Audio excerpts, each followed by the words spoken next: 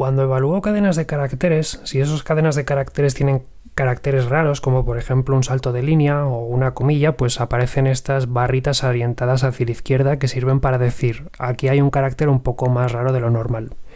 ¿Cómo puedo quitármelos de encima? Bueno, pues me lo puedo quitar de encima muy fácil y es utilizando una función de apoyo que tenemos en Elixir que sirve para imprimir. Y es que siempre que yo estoy aquí mostrando los resultados de mi evaluación, tenemos que tener en cuenta que esta impresión es puramente casual.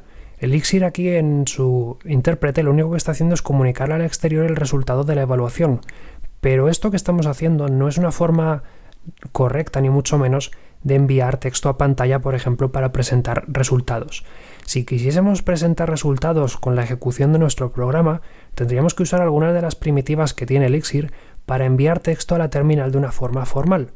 Y eso es así porque normalmente cuando ejecutemos los programas no los vamos a estar ejecutando así sin más, sino que los vamos a tener almacenados en archivos de código que vamos a compilar y en los cuales evidentemente no vamos a tener una intérprete que nos muestre en colorines el resultado de la evaluación. Si luego en los programas de la vida real queremos imprimir cosas en pantalla o, por ejemplo, queremos capturarlo porque esto está corriendo en algún tipo de gestor de procesos, pues vamos a necesitar usar un sistema de impresión un poco más formal que lo mande a alguna parte que pueda ser capturado para ser presentado, bien sea la terminal o bien sea pues un historial o lo que sea.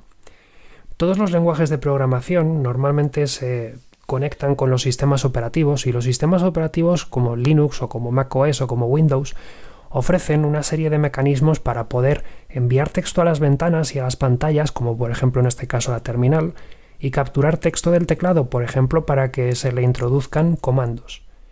Esos en función del sistema operativo se llaman de una manera o de otra, pero lo normal hoy en día es que se les llamen salida estándar y entrada estándar.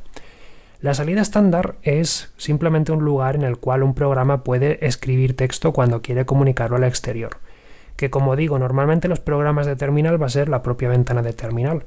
Pero si por ejemplo tuvieses tu programa conectado con un servidor, pues a lo mejor puedes hacer que la salida estándar se envíe a un navegador web o donde sea.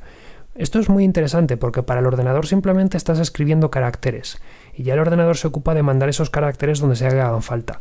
A la pantalla, a una impresora, por internet, incluso imagínate mandarlos a través de un cable para que una herramienta que convierte texto a voz los hable en voz alta, yo qué sé, con una Raspberry se pueden hacer todo tipo de cosas. Lo mismo se puede decir de la entrada estándar, que es pues el sistema para recuperar información. Por ejemplo, cuando estás metiendo información con tu teclado, o bien puede ser información que le proporcione otro programa mediante algún tipo de control de procesos, o bien información que le llegue de nuevo a través de un cable por internet, quién sabe. De hecho, la entrada y la salida estándar se usan todo el tiempo. Aquí cuando estamos interactuando con IEX, los datos y los comandos y las expresiones se las estamos proporcionando mediante entrada estándar. Elixir en IEX está capturando esa entrada estándar y la está convirtiendo en comandos que ejecuta. Y a pesar de que esto no sea como tal algo que podemos usar para ver el resultado, sigue siendo salida estándar, que colorea convenientemente para que veamos, pero que si esto, por ejemplo, lo estuviésemos corriendo de una forma un poco especial en un sistema como por ejemplo Linux o como macOS, pues podríamos hacer cosas bastante raras con esto, pues con Bash o con herramientas de terminal similares. De cualquier modo, algún día querremos salir del IEX, entonces conviene tener en cuenta formas oficiales de escribir en salida estándar y de leer de entrada estándar. Y el módulo IO contiene dos funciones que sirven para esto. Una función es putS, que sirve para imprimir caracteres, y otra función es getS, que sirve para leer caracteres.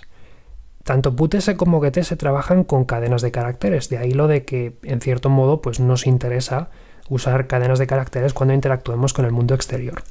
Vamos a empezar por putS porque es una de las más simples a la hora de enviar caracteres al mundo exterior.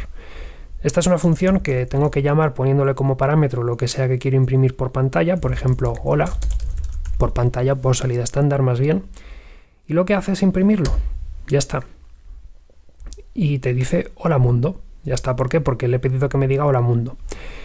Este OK que veis aquí es el resultado de llamar a la función putS, ¿vale? PutS se ejecuta, hace sus cosas son imprimir en salida estándar, pero tenéis que tener en cuenta que este hola mundo no es el return de putS. El return de putS es OK. Esto ya es un poco más peculiar, ¿vale? PutS es una de las pocas funciones que en Elixir va a tener como comportamientos colaterales. Normalmente se supone que los lenguajes de programación funcionales, las funciones que llamemos tienen que ser puras, porque por eso es un lenguaje de programación funcional. Unas entradas tienen que proporcionar las mismas salidas y no vale que el resultado de una función cambie ni que una función haga cosas raras. Pero es verdad que las funciones que trabajan con el mundo exterior, por ejemplo las que están en el módulo IO o las que trabajan con archivos del sistema del disco duro, pues son funciones un poco raras que tienen efectos colaterales para que funcionen, entonces ahí las cosas pueden cambiar un poco. Y en este caso, pues lo que puede ocurrir es que se nos devuelvan dos cosas, pero tenemos que tener en cuenta que putS como tal lo que devuelve es OK. Y la prueba es que si yo capturo la salida de la ejecución de putS con una variable, el retorno de ese putS es OK. Ese hola mundo es simplemente una consecuencia de ejecutar esa función. ¿Por qué querríamos utilizar putS? Pues porque, si recordáis, antes, en el capítulo anterior, os enseñé que los saltos de línea como el /n pues quedaban un poco feos. Pues una de las cosas interesantes que tiene putS es que es capaz de interpretar adecuadamente esas barritas, entonces se las va a comer. Por ejemplo, si yo tengo un mensaje que es pues este que tenemos aquí,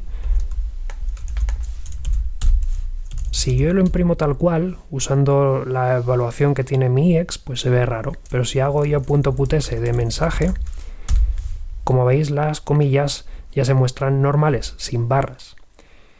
Similarmente, si declaro una variable llamada mensaje2 y meto aquí saltos de línea, si yo dejo que se evalúe la expresión mensaje2, pues voy a ver esos caracteres /n. Pero si hago un putS de mensaje2, lo que se va a mandar a la salida estándar no contiene /n, sino que pues ese /n es interpretado y lo vemos tal cual. Y de nuevo vemos el OK pues porque se ha ejecutado correctamente. Otro caso es la función io.getS, ¿vale? io.getS es una función que yo en particular la voy a usar con Ariadna 1. Lo que hace es que tú le proporcionas, pues opcionalmente, o le proporcionas una cadena vacía o le proporcionas aquí una cadena con algo. Y lo que hace es que se queda así a la espera de que quien esté usando el programa, por ejemplo, pues escriba una palabra, por ejemplo, hola. Y cuando le dé a Enter, lo que va a hacer es getS capturar lo que he escrito y pasárselo al programa como si fuese una cadena de caracteres. Por ejemplo, en este caso, pues cuando yo escribo hola y pulso N, pues io.getS devuelve hola. De hecho, devuelve hola /n, porque ese Enter también lo captura. Por ejemplo, si hago entradas io.getS y aquí pongo la palabra hey, pues lo que yo pase aquí como parámetro se queda como prefijo, ¿vale? Pone hey. Entonces aquí es donde yo podría poner hola. Y ahora entrada, pues vale hola, porque es lo que ha leído. Normalmente cuando yo haga estas cosas y ponga una cadena, pues voy a poner algún tipo de espacio para que sea más fácil de distinguir de lo que yo he escrito con lo que ha escrito el propio programa. Quizá con alguna función de las que tenemos en el módulo string pueda cargarme ese /n. Por ejemplo, con la función trim. Es una función que sirve para eliminar los flecos que quedan al principio y al final de la cadena de caracteres, como por ejemplo los /n que haya sueltos. Con eso la puedo limpiar un poco.